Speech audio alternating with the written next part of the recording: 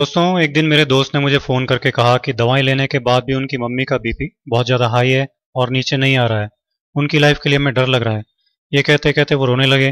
मैंने कहा चिंता मत करो, मैं एक नुस्खा बताता हूँ, उसे तुरंत बनाकर दो। और एक एक्यूप्रेशर भी बता देता हूँ जो कितना भी बीपी हाई हो जाए तुरंत काम करेगा और 5-7 मिनट में ही बीपी नॉर्मल आ जाएगा। मैंने कहा कि एक कटोरी पुदीने की पत्तियां मिक्सी में डालो, साथ में 2-3 चुटकी काली मिर्ची का पाउडर और थोड़ा सा पानी डाल लो और इसको पीस लो। पुदीने की चटनी बन जाएगी। पुदीने की चटनी की 2-3 चम्मच तुरंत इनको खिलाओ। उन्होंने कहा कि हम अभी बनाकर इसे खिलाते हैं। फटाफट 2 मिनट में ही उन्होंने चटनी तैयार कर ली और तुरंत उनको खिला दी। 5-7 मिनट में ही उनका आराम आने लग गया। तब वो मुझसे कहने लगे कि पुदीने की चटनी कभी कभी हम खाते हैं, पर ये इतनी ज़बरदस्त दवा है हमको मालूम नहीं था। मैंने कहा कि ये घरेलू नुस्खे बहुत तेज़ी से काम करते हैं और बनाने और यूज़ करने में भी बहुत आसान होते हैं, लेकिन बस हमको इनके बारे में मालूम नहीं होता। नेचुरोपैथी और आयुर्वेद में इसको बहुत ऊंचा स्थान दिया गया है। अब आप ऐसा करना कि अभी तो हर 2 घंटे से एक एक चम्मच ये पुदीने की चटनी को खिलाना और फिर कल से दोनों टाइम खाना खाने के साथ इसे खिलाना। इससे बीपी नॉर्मल रहेगा, बढ़ेगा नहीं।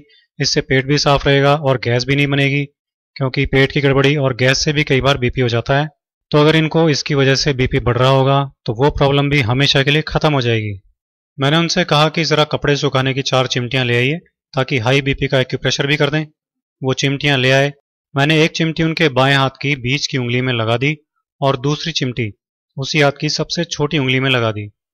इसी तरह से तीसरी चिमटी उनके दाएं हाथ की बीच की उंगली में लगा दी और चौथी चिमटी दाएं हाथ की सबसे छोटी उंगली में इस तरह से लगा दी।